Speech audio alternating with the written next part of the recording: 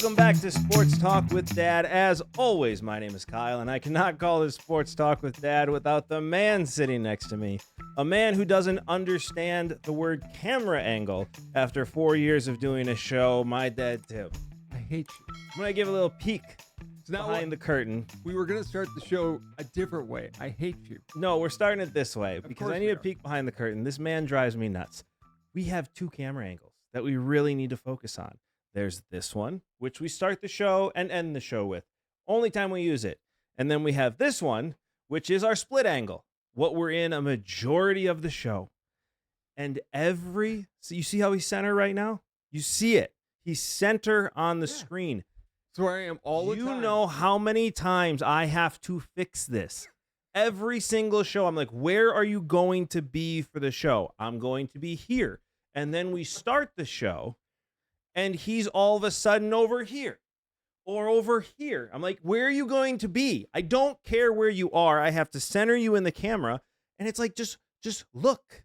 We can see ourselves in the camera. Look at the picture. For all of you parents, this is, again, what happens. Your child stays a child. He whines and bitches about anything he can think of.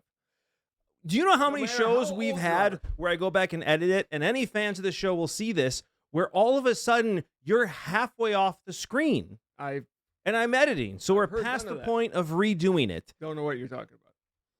And it's not that hard to stay put. Can we talk about this show? I want to talk about one more thing. Oh, God, no. What? I don't know what I am. You're annoying is what you are.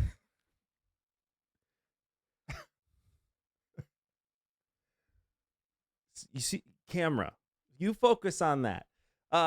You came over. Yeah. With Dad's root beer, and now my fridge is filled with this disgusting licorice tasting root beer. Number one, why not filling your refrigerator? There's like 12 in there, and your youngest son absolutely loves it. He has terrible taste. No, he doesn't. It tastes like licorice. It does not taste like licorice. It's got undertones of licorice. But I grew up with Dad's root beer. I mean, for those of you my age, there was like A&W. You go to the root beer stand to get an A&W. There was Hires root beer, which was the original root beer. Yep. A&W, by the way, outside of a root beer stand does not taste as good. No, it doesn't. It doesn't. And then there was Dad's, which I really like. Root beer stand, root beer in Portage, Wisconsin, where they clean the lines several times a week, and then he iced the lines. It was the best root beer I've ever had in my life. Yeah, I agree. But then there's Sprecher. And Sprecher root beer is really good. Is the best root beer on the planet. Yeah, but I miss some of the old stuff. I miss Hires root beer, which is really good. I don't know what Hires is. I have no idea. It was around forever. The guy who invented it was like in the 1870s. It was the first root beer that wasn't like sarsaparilla or whatever. Yeah. And it was just really good. Sarsaparilla was like licorice, right? Never had it. Don't know. That was the original root beer. Sarsaparilla, yeah, and they based it off of that. But Hires was around forever, like 100+ years. And then somebody bought the company, and it's gone now. And I want it back because it was really good. I don't think I've ever had Hires root beer. Ever. I don't think you can even find it. I've had Sprecher, so I don't need anything. You let us know what your favorite root beer is, and while you're down in the comments, don't forget to like, subscribe, and hit that notification bell so you get to enjoy the show as much as we enjoy making it. And before we go on, we do have to thank everybody because we are at 205,000 subscribers. We are. Thank you very much for supporting the channel. I can't either. I don't know why. Because they like me. It's definitely not you keeping center in a damn camera. I keep looking up now. If you guys see me looking at the camera, I'm trying to make sure he's center. If you ever see me look away and it looks like I'm looking off to the side, I'm looking at our screen to make sure he's center in the camera. We're going back to that. You are a toddler. No. You are a toddler. The toddler thing to do is to know where you have to be given a screen to see that you're actually set in the center, and still not do it. Stop. We're like playing cards with my brother's kids or something. Okay, nice Tombstone reference. Absolutely ridiculous. I'm fired up because Matt LaFleur We kissed a hairy sister. has to go. This is absolutely ridiculous. He played for a tie. He played for a tie. Not once, but twice. He played for a tie. We're talking about the Packers-Cowboys game, right? We were talking about the Packers-Cowboys games. What a waste of time staying up that was. Why would you play for a tie? He's so afraid of losing a game that he's not willing to try and win the game. I mean, he's afraid of a kicker, which is crazy to me. It's overtime, and you're playing to run out the clock, almost run out the clock. They're lucky. I heard Michael Irvin talking about this.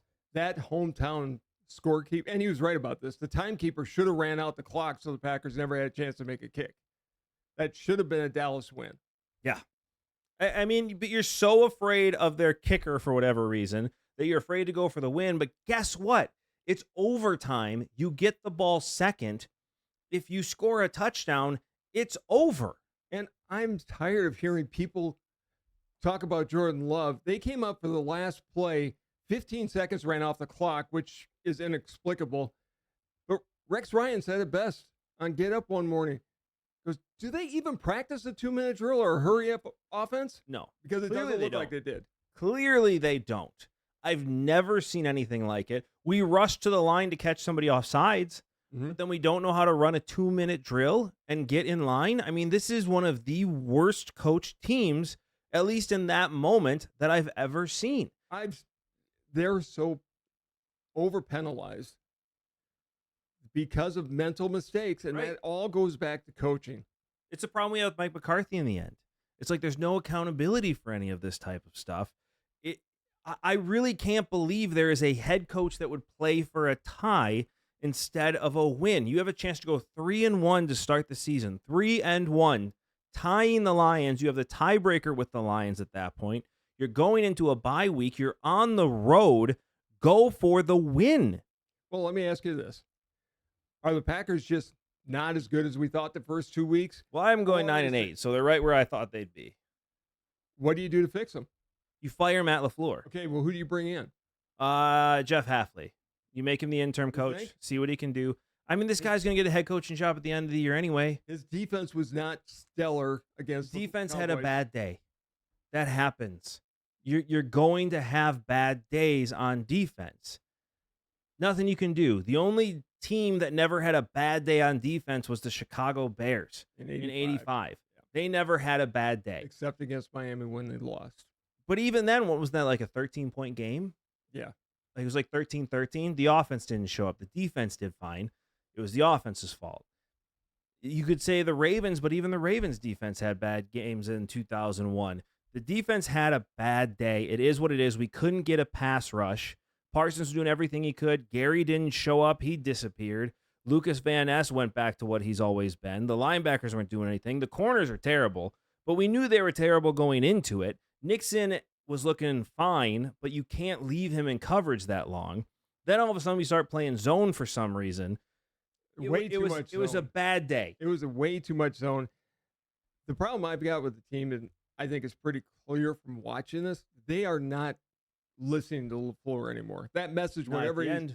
And also, and the offense had a good day. We put up 40 points. Yes.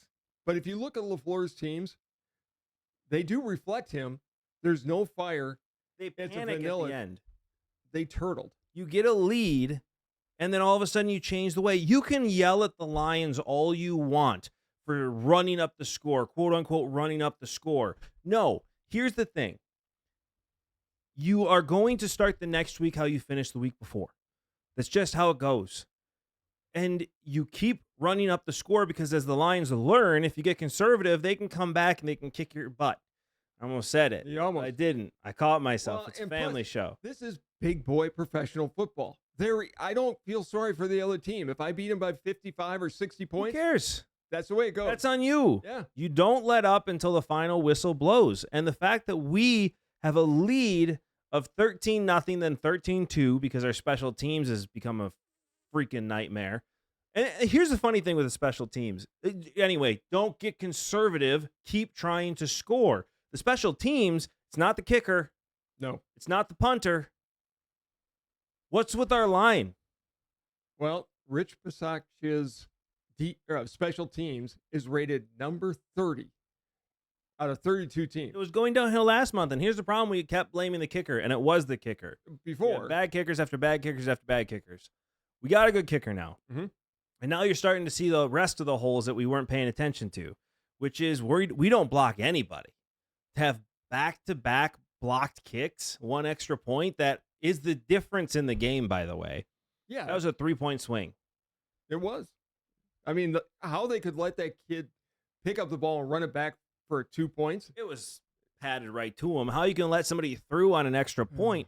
I mean, that's just lazy. And so is it Rich Bisaccia or is it Matt LaFleur's laid-back, lackadaisical attitude that the Packers take? Because that's what kills us. And you see it time and time and time again. I've been calling for this guy to be fired since we've started this show because of stuff like this. And you see it again. It's a big game. And all of a sudden it gets close. The guy doesn't know what to do and panics. And it's just this laid back, whatever type of attitude that he has that rubs off on the team, which makes people not take extra points seriously, which makes people panic at the end of games because they don't know what to do. Because you saw him panicking on the sideline at the end of the game. Well, and Jordan Love is still, people forget, he's been in the league for 6 years, but this is his second year. He's still learning certain things. Third year. Packers are the youngest team in the league again. Because we keep none of our veterans. This is why he didn't get an extension. This is why. And this is why you don't give him an extension. Because even what he's doing with the offensive line, where you have one offensive line that you put wherever, why? That's going to screw somebody up, and it has. It has. Jordan Morgan's development, granted, I didn't think we should have drafted the kid to begin with, but his development has been destroyed because you keep moving him around to different positions. Pick a position, carry extra offensive linemen for those specific positions. Don't just we're gonna carry 5 tight ends and cut shorter offensive linemen because we can just have one guy back there and move him around. It's absolutely ridiculous. And letting Yas Meyer go was ridiculous. They never should have done that. Well, you move your best left guard to center. That is a coach and a GM not on the same page. So, and you hate my baseball analogies at times, but I think this one's accurate. I don't hate your baseball analogies. I hate that everything relates to the 1982 Brewers. And this is going to as well. Of course it is. Of course it is. So in 1982, the Brewers were under 500, and they were a playoff team the year before. They were not listening to Buck Rogers, the manager at the time. They weren't playing for him at all. Got to June, they fired him, and they put in Harvey Keene. Different message, different attitude, and they went on that unbelievable run. This is the Packers in a nutshell. They need to get a different voice for these guys to listen to because they're not listening to LaFleur at all. No, you can tell that. He doesn't have the ear of the locker room. I mean, if you're not going to have veteran leaders, then you need to be that veteran leader. You've been coaching for 7 years now. This shouldn't be, and you've been in massive games those entire 7 years. And we've seen the same mistakes over and over and over. Big game. It's like you trying to teach you to get in the center of a camera. Oh my God. It's the same thing over and over and over again, no matter how much you see it, no matter how much you tell it. Can you slide over? Because once again, there you go. Now you're in the center of the damn camera. Over and over and over again. You are a little child. You're not getting dessert tonight after the way you've acted. All right. But it's absolute nonsense. I'm sick and tired of it. This has everything to do with coaching. I was nervous after the Washington game because you slowly started to see Washington creep back.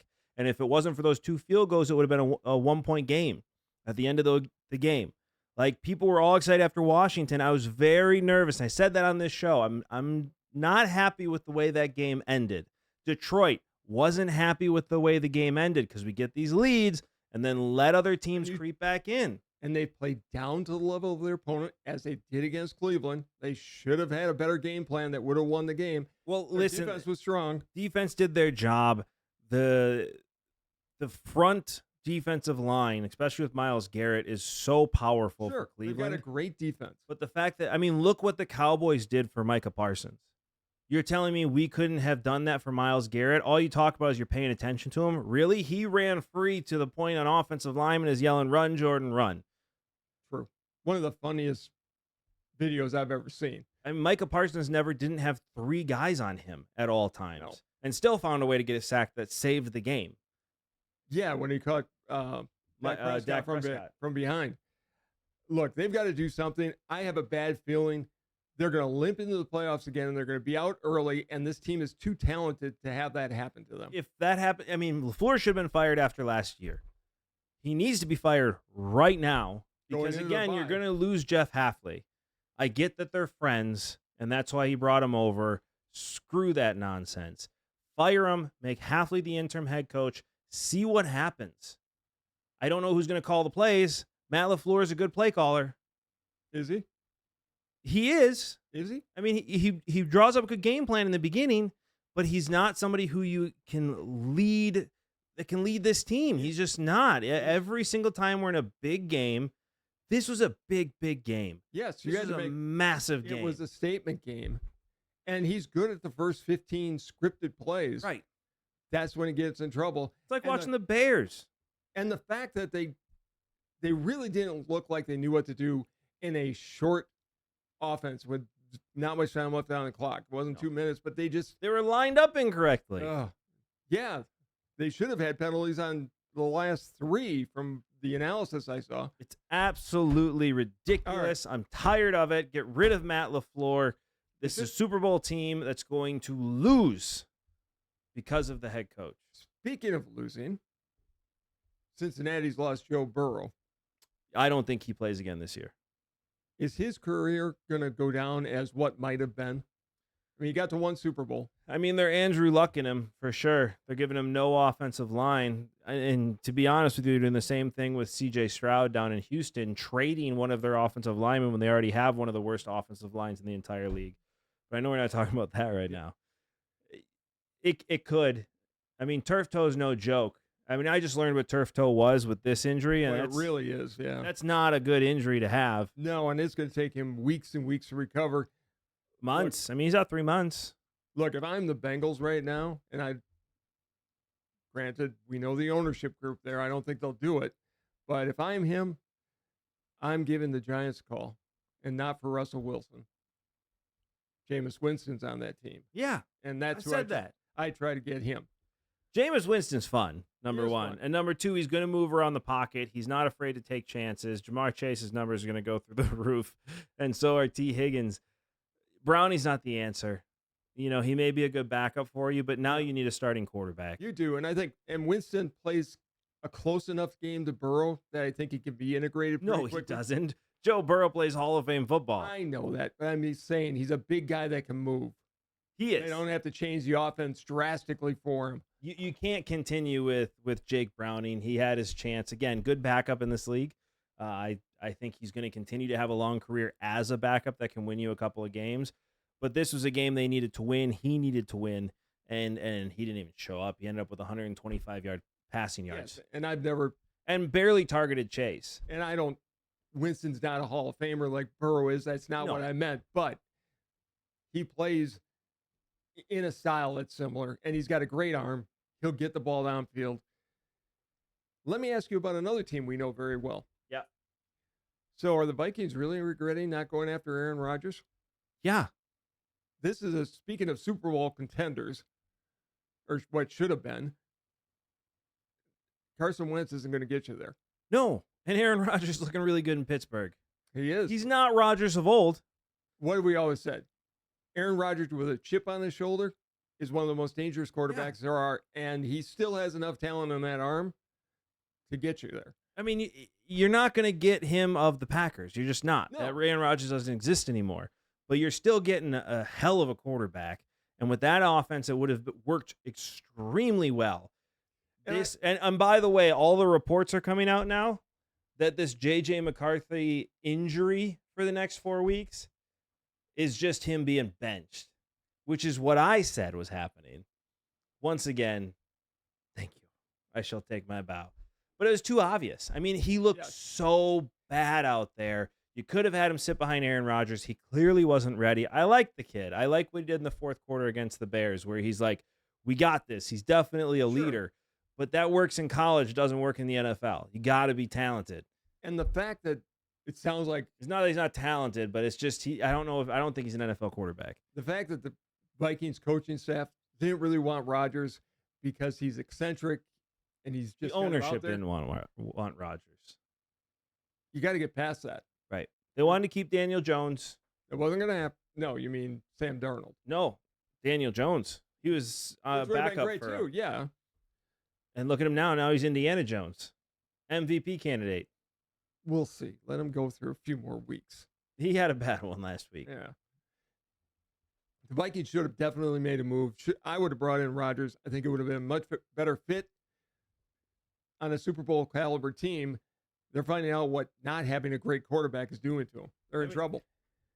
You got 3 quarterbacks that you could go after right now. And that's Kirk Cousins. You got Russell Wilson. And you got Jameis Winston. All of those guys are up for trades. Yes, and Kirk Cousins, though, the problem is you really don't know the status of his Achilles. He wasn't mobile to start with. It's been a year and a half. We haven't seen him on the field. Well, look at Rodgers. I mean, they got hurt around the same time. Big difference. Rodgers was going to drive himself. He was trying to get back.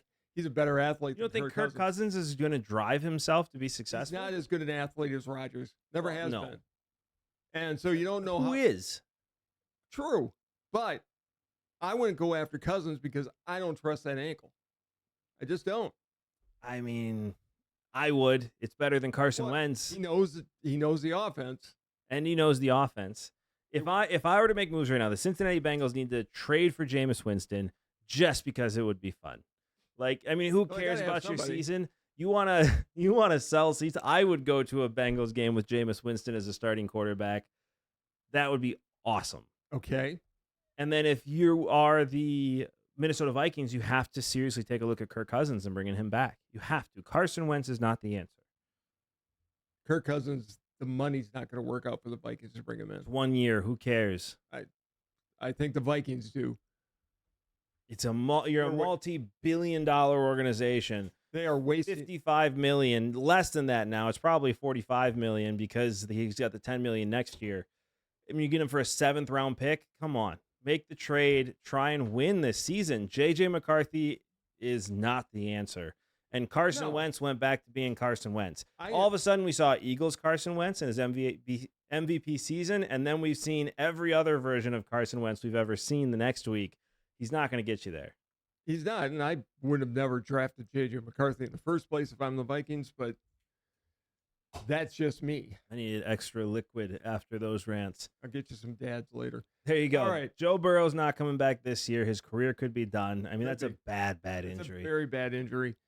Speaking of careers, and the Vikings are in trouble. Sorry, I was going to recap the whole thing. I'm excited today because is it excited or is it annoyed? Yeah. Because you annoyed me today. Look at you sliding over. Slide back. I'm fine.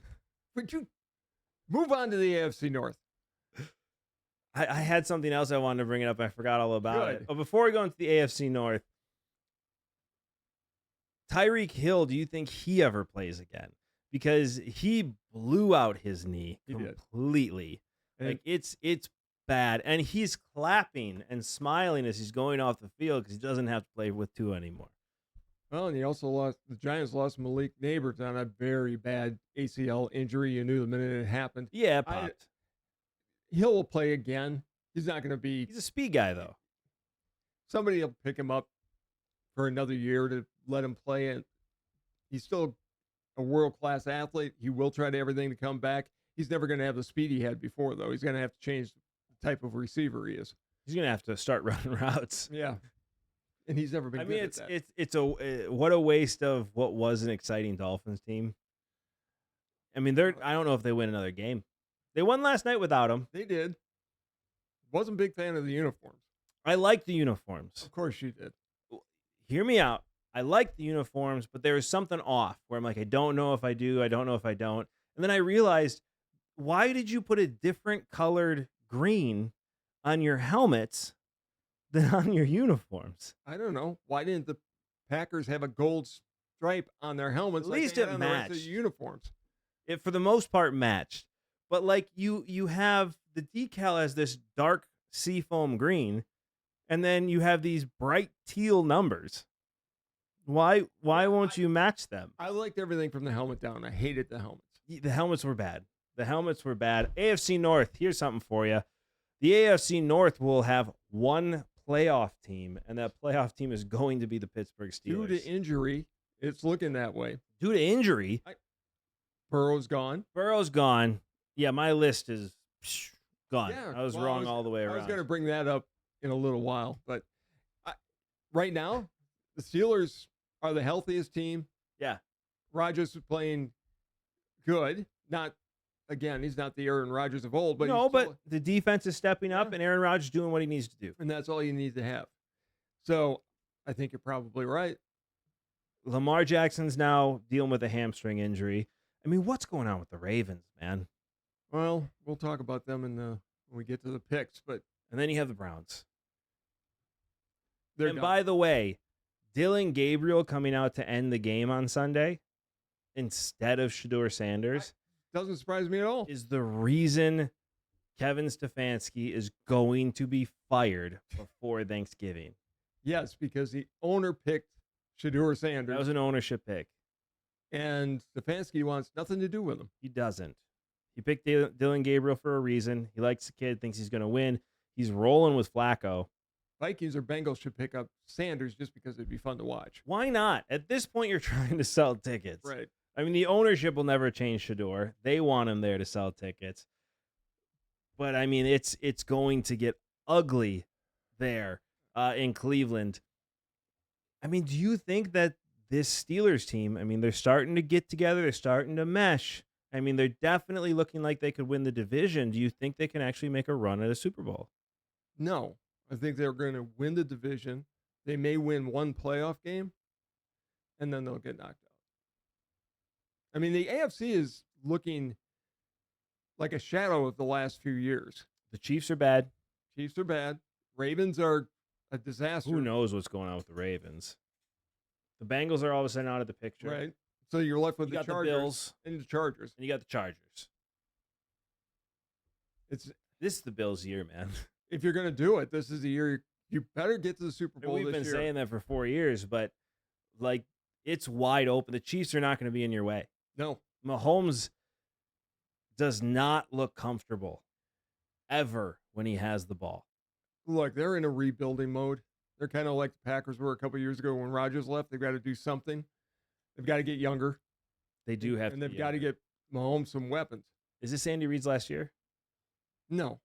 I think he'll be back next year. Fair enough. All right. On to the picks. Week 5 picks destined to be wrong because you and I have been smelling up the place the last couple weeks. I always do. Last week, I was 2-3. Awful. You were 1-4. Really awful. Good list you got there. I have been using the list since week 2. For this season, I'm 12-8. You're 7-13. Oh, jeez. All right. I'm ending this year at 500.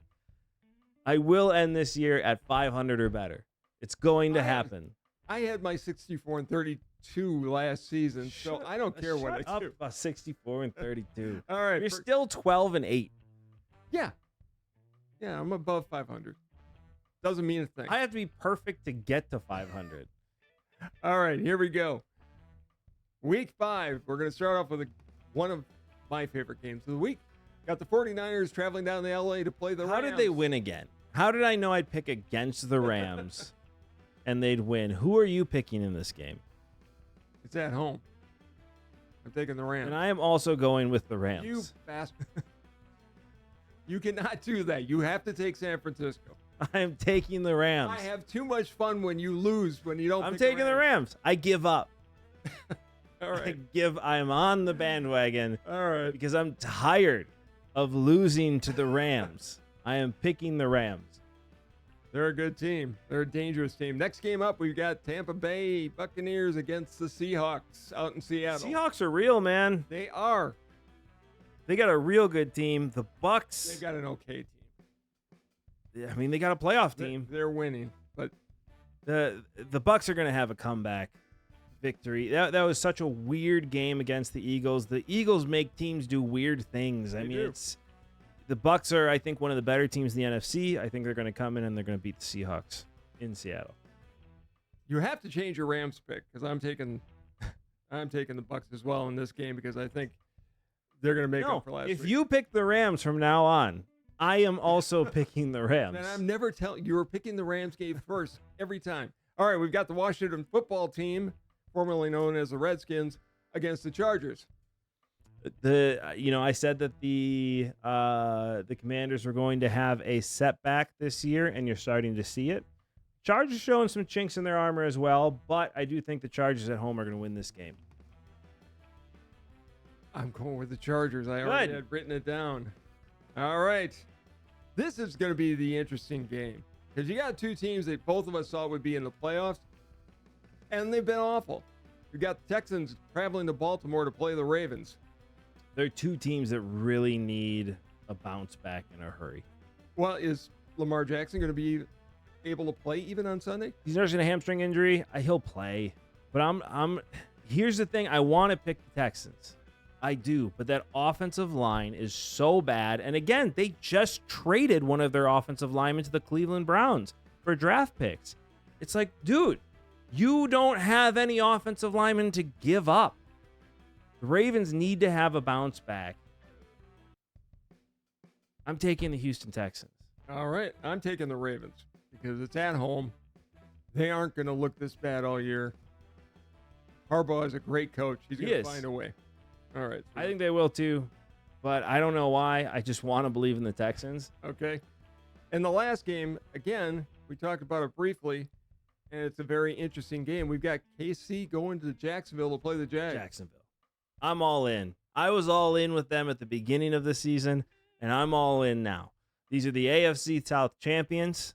They're going to win in the first round of the playoffs if they don't have a bye. It is the Jacksonville Jaguars in the AFC Championship game.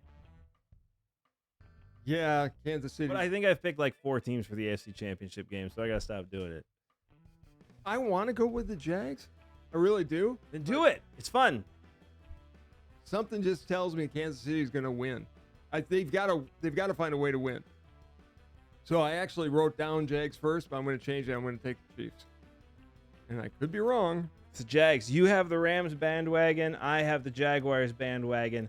I really like what I'm seeing from Trevor Lawrence right now. He's fun to watch. He's getting animated. I think Liam Cohen has really brought a lot out of him. Look what a new coach can do for your quarterback.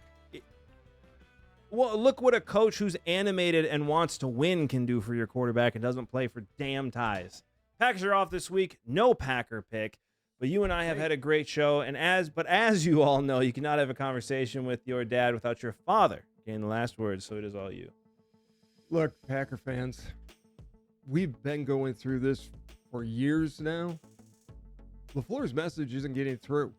I mean, I've heard people get in my face about the fact that it's Love's problem. It's Love's problem. Everything flows from the head down. And at some point in the game, you have to just cut the head of the snake off and give him a fresh look. And the Packers are at that point. I would have fired him on Sunday night to give a coach the full bye week to get the team ready, because LaFleur doesn't always do well after the bye, and I don't think he's going to this week as well. Can I hear, Kyle, you've been right all along from you?